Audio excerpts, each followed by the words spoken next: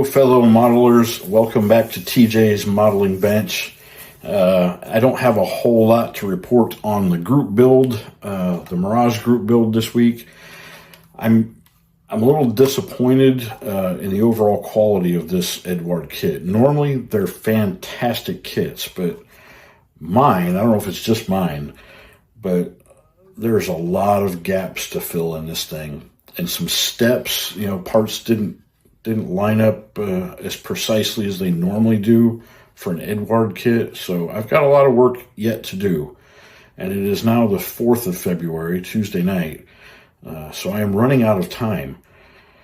I need to get working on it. I know I've had a lot of other things going on, so I haven't devoted as much time to any modeling as I'd like to. So let me show you what I've been working on to this point. Like I said, it's a lot of gap filling. So stand by. Let me get this camera turned around.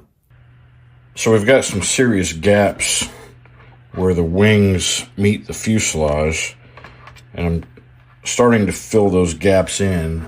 The first thing I'm using is just some very thin sheet styrene, and cut it into a sliver to fill the gap as much as I can. And then what that doesn't fill in, we'll use some putty to get the rest of that. But you can see there's significant gaps. Everything fits pretty well on the bottom side. At the back here, I'm going to have to add some more filler. And then something else I noticed. So I sprayed my wheel well areas first prior to assembling this, but there's a section of the wing that I missed prior to assembly. So I'm gonna have to go back in and redo that somehow.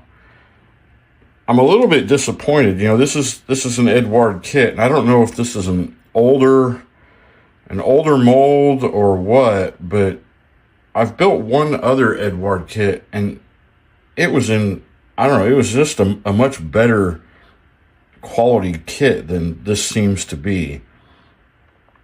These gaps, for one thing, that's not typical from what I've seen of Eduard products. So I don't know. We're going to make it work, but that's what I'm working on now, is getting these gaps filled. All right, so we've got our gaps filled for the most part with the thin sheet styrene, but you can see we still got some gaps in there. And the putty I prefer to use is this Vallejo plastic putty. I've got some Tamiya putty. I actually just kind of like this one a little better. And the way I use it is, it's got this nice little narrow applicator tip, and I'll run it over whatever gap I'm trying to fill. Kind of back and forth a little bit, make sure it gets down into the gap.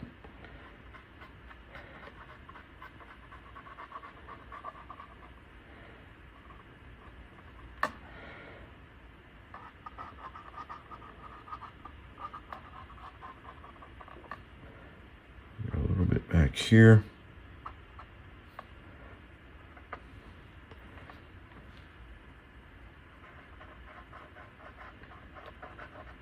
All right, so the sheet styrene, it's the thinnest that I have. I think it's, oh gosh, I don't know, 10 thousandths? I'm not sure.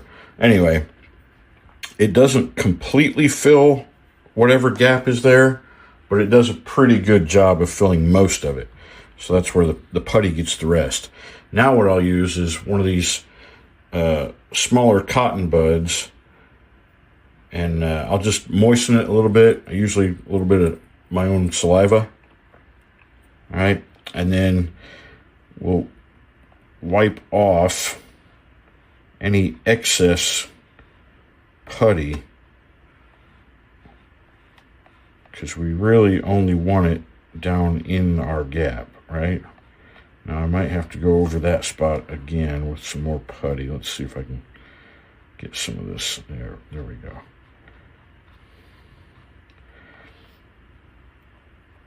All right, so we'll let that dry. Actually, let me see. Looks like I might need just a little touch more. Right there. And in these corners. All right.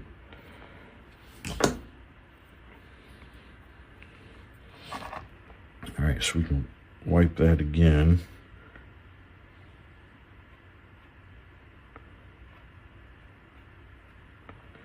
All right, so we'll let that dry. And once it's dry, we can go back and sand down the high spots of the plastic sheet that we added in there. You know, I've already trimmed pretty closely with an X-Acto blade, a number 11 blade. I see that I got a little piece there at the front that I still need to trim off.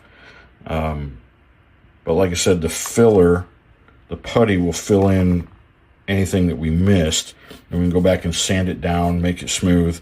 Now, where this putty has gotten into some of these panel lines, all right, I just used the tip of these tweezers, which are very, very fine. And once it's dry, I can actually kind of scrape that out of those panel lines. So we're pretty good there. So I think once I get these seams filled and sanded down and can get some primer put on, at that point, it should move along pretty quickly. I mean, there's not a whole lot more that needs to be added to it. So really the paint and decals are going to be the biggest challenge after filling these seams. So I feel pretty confident that I'll have it done before the end of the month. It'll also probably get some weathering. It's not going to look like a new jet. It's going to look like something that's been used in battle. So stick around. Thanks for tuning in. And if you haven't yet, subscribe, give me a big old thumbs up, and we'll see you on the next go around. Peace and love, y'all.